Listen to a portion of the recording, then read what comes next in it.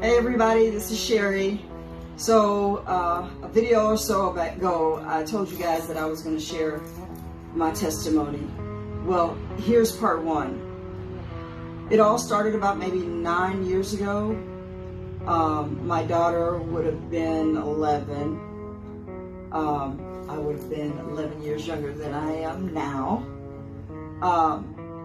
But I saw something on HGTV called Tiny House Living, Tiny Homes, or Tiny House Nation. And the first time I saw that show, I fell in love with tiny houses. And I kept saying that one day I'm going to build me a tiny house. I also asked my husband and daughter if they would like to go live tiny, and the answer was a resounding no. That's cool.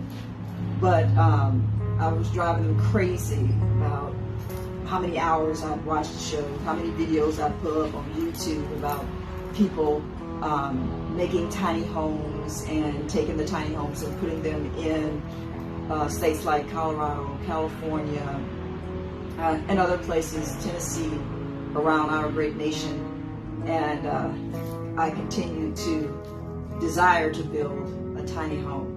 Now, let me first tell you that my profession is not in construction, engineering, anything like that. Actually, far from it. But I do know that ever since I was a little kid, God has given me a gift to use my hands and to see things from a constructual point of view, like no other. So even, for example, when my mom needed something fixed in the house, I'm a product of a single parent home. I have a twin sister, so it was just me and my mom and my sister for many, many years. My mom was a very hard-working woman, strong, formidable black woman. But when you're on a single salary and you're raising two kids, life can be challenging. So not all the time can you pay for something to get fixed. And whenever I could, however way I could, I fixed things. And my mom didn't have to pay a bill in some instances. So if anyone asks me, how did you know this wire went there? How did you know this goes there?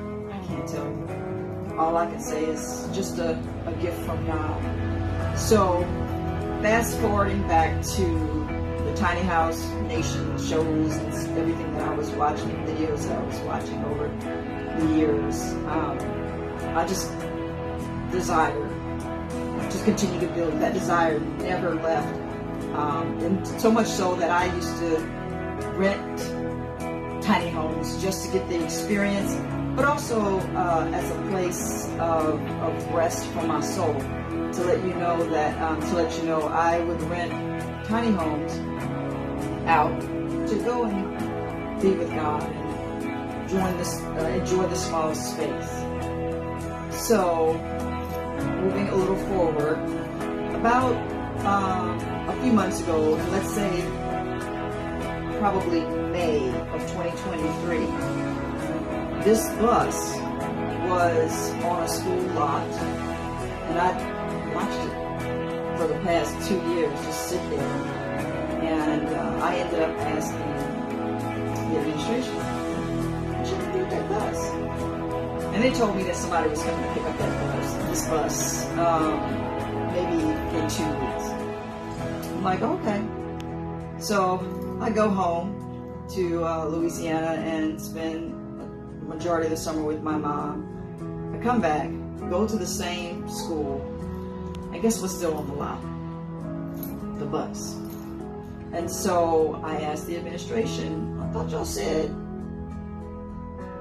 somebody was coming to pick up that bus. And they're like, oh, somebody's going to pick up that bus on Monday. I'm like, okay.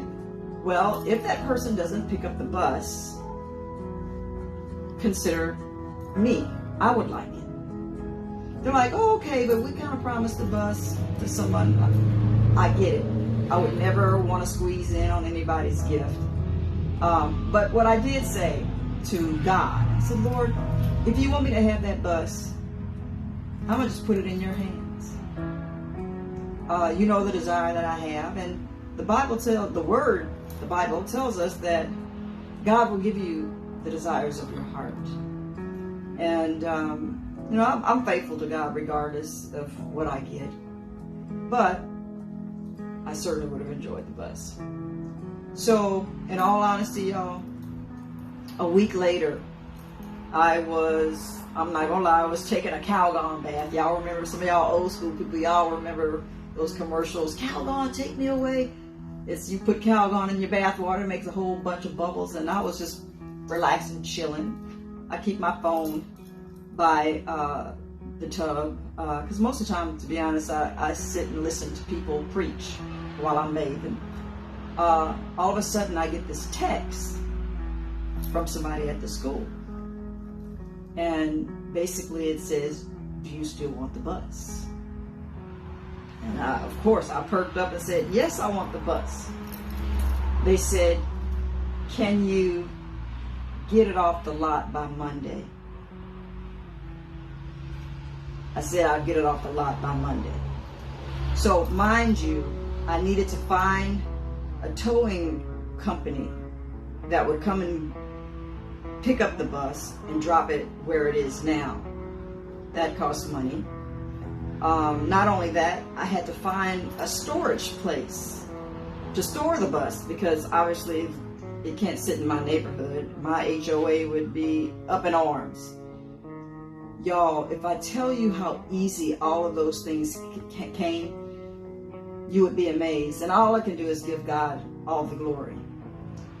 So that Monday, by the Monday evening, the bus, which now we call Nevaeh, because my daughter named her Nevaeh, and Nevaeh means heaven backwards.